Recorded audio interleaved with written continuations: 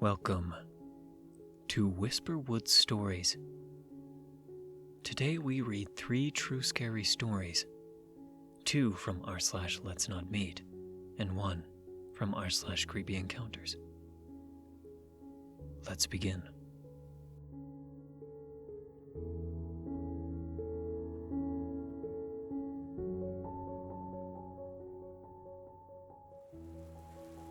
Our first story is from Kadena-Kid. The man stopped me from being kidnapped. My mother was stationed at Kadena Air Force Base around the late 2010s, and being a military child at the age of 12, my life had reset once again.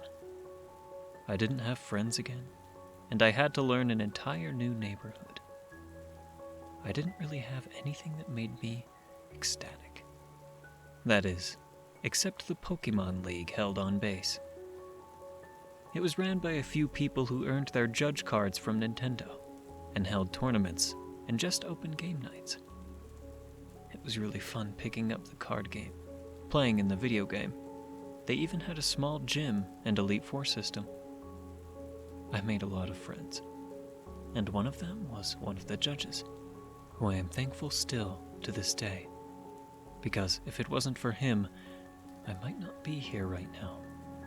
The judge in question, who we will call Professor Getsu for the sake of anonymity, was a nice dude. He was the youngest of the 3 and wore a white professor getup. He looked maybe on the edge of his teens, early 20s, with dark hair and glasses and a skinny frame. He was extremely helpful to newcomers, sort of like the big brother we could all look up to and strive to beat in our children's card and video games, even if his game name of Getsu was a bit nerdy even for me. He was always one of the last people to leave, helping to clean up, and he supposedly lived nearby. The last thing is important for what's about to happen. It was a bit of a colder night when the event ended. I was sitting outside in the parking lot, scrolling through memes my friends texted me as I waited for my parents to arrive to pick me up. I was just kind of zoning out as the time clicked by when I heard someone nearby. Hey girlie, you play Pokemon?" I would look up at some really big dude, kinda chubby looking. I saw him every now and then in the events, and he didn't really stand out too much. I give a small nod and say, "Yeah, I do." And he gives me this wide smile, like creepy wide.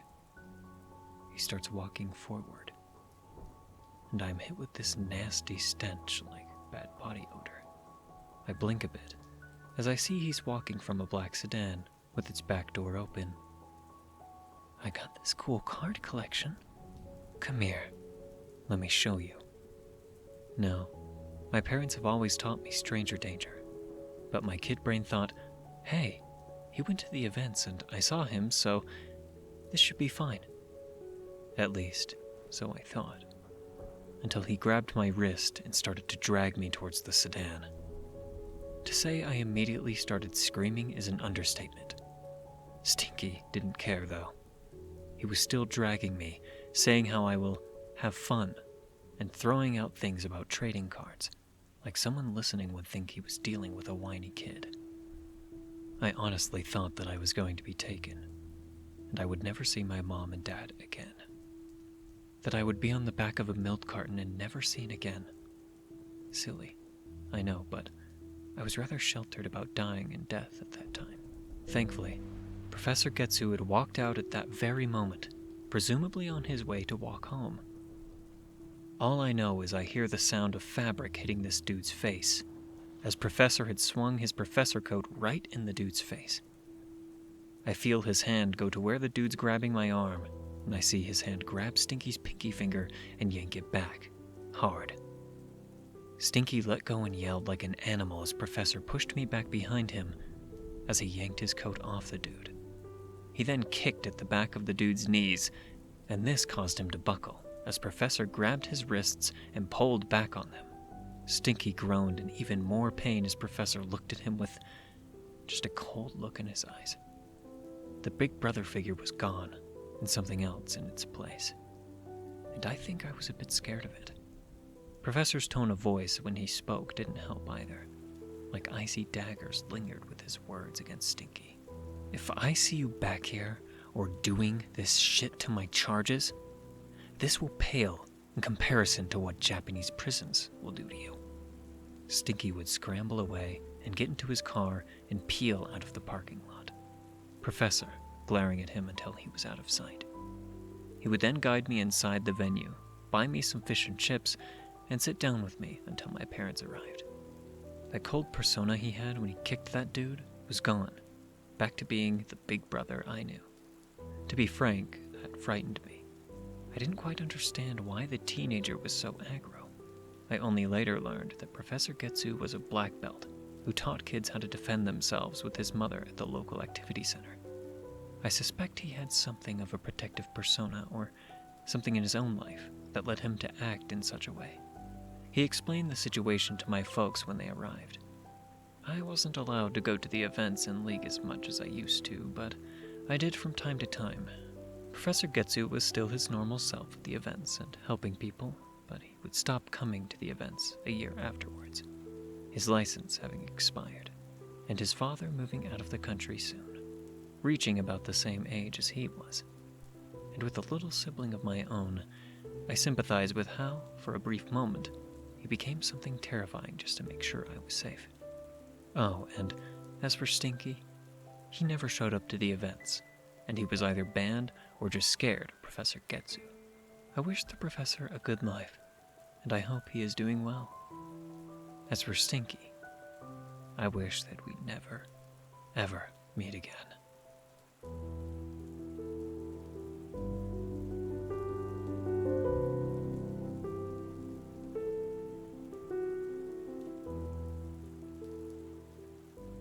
Our second story is from Loraralei. Black car in London. This happened years ago when I was barely 14. My middle school, and the middle school of my best friend at the time, organized a trip abroad to Great Britain. London, to be exact. It was supposed to be a few days looking at London attractions, museums, and shops. It was fun. Until it wasn't. For the day before we stopped to leave and go home, we were brought to the streets with some interesting shops. From there we could see Golden Freddy, and we received free time for shopping. And then our teachers and guide had a brilliant idea. They told us after the time for shopping ends, we have to meet at a different street than this. In retrospect, it was like 100 meters away, but they should still do that.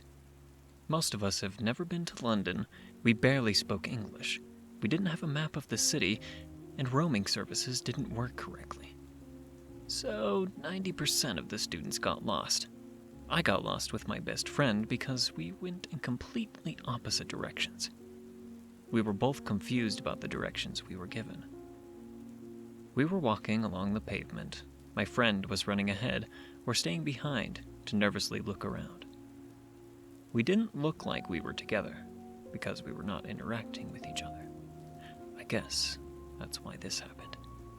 My friend ran ahead and stopped to look around when I saw a black car approach me and match my speed. I started to feel like this was a scene from a movie. It was broad daylight.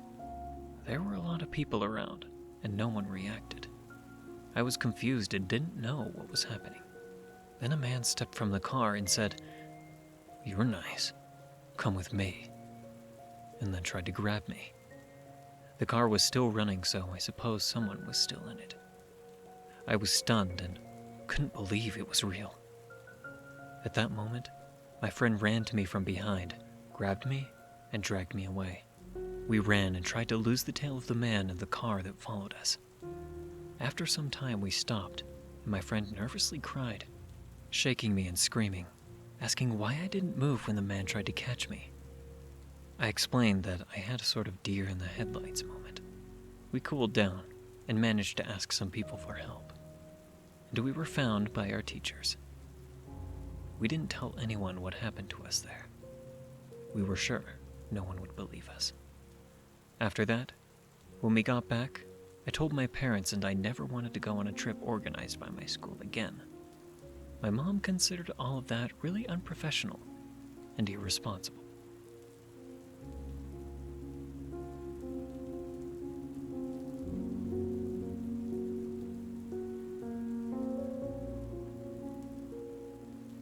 Our last story is from Help. I Hate Texas. Cop terrorizes me in remote Texas. Back when I, female, was in college, Texas, my roommates, one female and two males, and I decided to drive to Boulder, Colorado for spring break. To maximize our time in Boulder, we decided to take shifts and drive all the way through rather than stopping for overnight stays. It was roughly an 18-hour trip. So I'm driving my shift when we reach the Texas Panhandle in the early morning hours.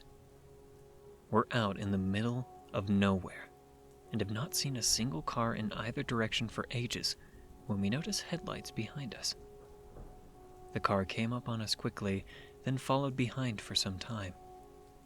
Oddly, it would get real close to us, then back off real far, then get real close again. This pattern continued for several miles. We're in the car, nervously joking about it being a potential deliverance situation set in Texas flatland. Suddenly, the headlights are joined by red and blue police lights. It was so dark out there that we had not seen the light bar on the hood and had not realized we were being followed by a cop. I checked my speedometer and I'm not speeding, so we're all wondering why we're getting pulled over, but I go ahead and pull to the shoulder. Up comes a cop wearing a cowboy hat to my window. He shines his light in the car and looks us over, then asks me to get out of the car. I hesitated first, but there are 3 other people in the car, so I'm not feeling particularly unsafe at this point. I grab my wallet, get out, and stand against the driver door. The cop looks at my license and insurance and tells me he's going to do a sobriety test. I'm thinking, WTF? But no, I've had nothing to drink, so I say okay. The way the cop directed me for the walking in a straight line test had me ending my walk right by his car. When I finished, he reached over to open his back passenger door and then told me to get in. What? Why? Sit in the car while I look up your license. Now, I had heard how the doors on the back of a cop car only open from the outside. So I know if I get in this car and he closes the door, I won't be able to get out.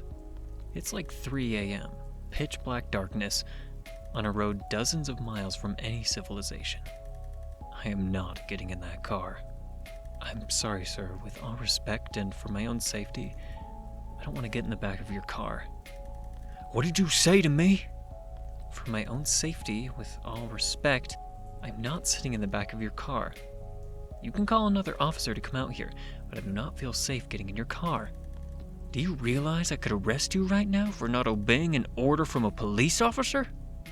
Again, sir, I'm not meaning to be disrespectful, but I'm not getting in your car. We go back and forth like this for several minutes. Him threatening to arrest me, my friends, hold us overnight, etc., etc. And me refusing to get in his car. The cop then leers at me and asks, "What? You afraid of being kidnapped?" WTF? How messed up to even ask that. I glance towards my car and see my friends piled up at the back window, watching, the 2 guys looking ready to jump out. The cop turns to look at them too. I don't know what went through his mind, but after being completely aggressive with me for what seemed like forever, he finally gave me a creepy smile, handed back my license and insurance, tipped his hat, then got back into the car and drove off. At this point, I was shaking so badly that my friends had to help me get back to the car. I don't even remember if he gave me a ticket. I was so glad that I had not cried in front of this asshole, but I totally broke down once in the back seat. To this day, I still think about this dickhead deciding to terrorize a young college female at 3 a.m. in the middle of rural Texas, and often wonder what would have happened if I had not stood my ground and instead gotten into the damn cop car.